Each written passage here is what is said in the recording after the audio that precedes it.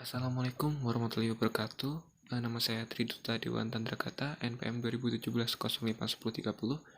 Jadi di hari ini saya akan membuat video terkait dengan tugas ujian akhir semester dari mata kuliah pengantar organisasi komputer. Oke, langsung aja kita ke videonya. Yang pertama ada beberapa penjelasan mengenai CPU. Yang pertama ada struktur dan fungsi CPU.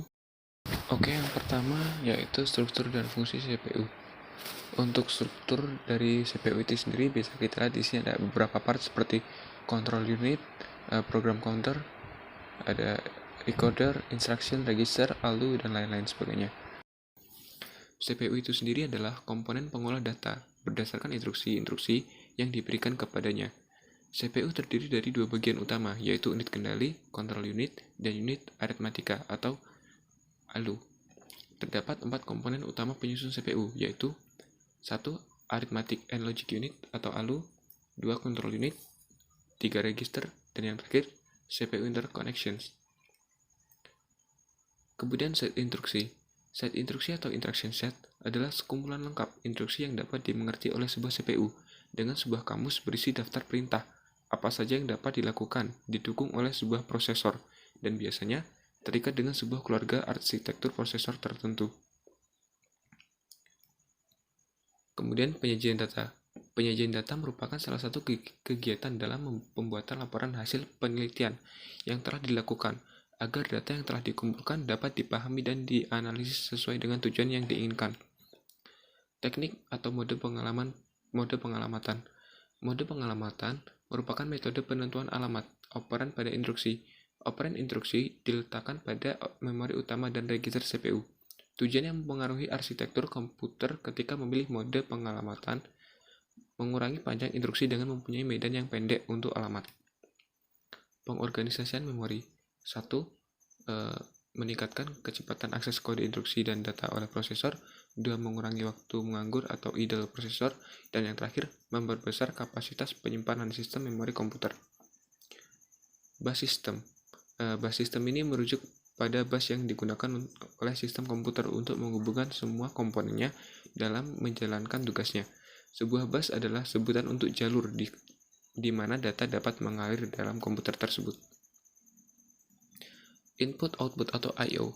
Input dan output biasanya dilambangkan dengan I/O, merupakan sistem mikroprosesor yang dipakai untuk menghubungkan perangkat luar dengan komputer. Benda yang termasuk dalam perangkat input dan output diantaranya mouse, keyboard, flash disk, joystick, monitor, stub printer. Sistem operasi. Sistem operasi adalah perangkat lunak sistem yang mengatur sumber daya dari perangkat keras dan perangkat lunak, serta sebagai daemon untuk program komputer. Oke, di sini saya akan coba mengoperasikan CPU ini. Yang pertama kita klik simulate, kemudian kita pilih trick enable. Kemudian trik frekuensinya kita pilih 4,1 kHz supaya lebih cepat. Kemudian di sini kita klik start, maka akan muncul tampilan seperti ini, lukisan 8 bit CPU. Kemudian akan tampil menu-menunya yang terdapat seperti ini.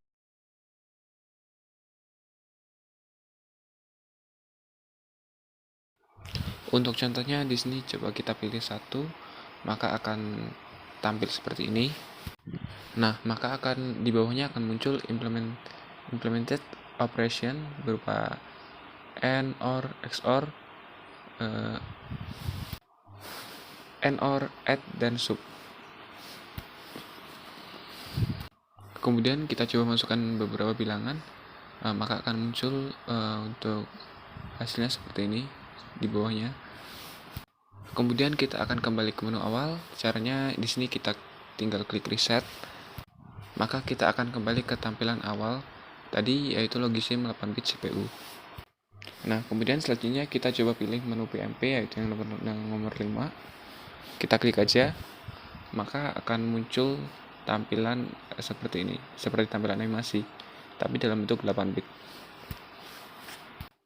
Kemudian di sini juga kita bisa memilih beberapa karakter. Nah, di sini mungkin saya pakai karakter penguin. Nah, maka akan muncul karakter penguin di layar tersebut. Nah, sekarang bagaimana sih supaya bisa tampil karakter seperti ini? Nah, karakter tersebut bisa muncul karena adanya kode asli yang seperti ini bentuknya dalam Excel ini. Jadi, kita membuat kode asli seperti ini untuk implementasi untuk yang tampilan matriks 32. Jadi yang hitam-hitam ini, yang di hitam-hitam di gambar ini yang dialiri listrik, sedangkan yang putih atau kosong ini yang tidak terdapat aliran listrik.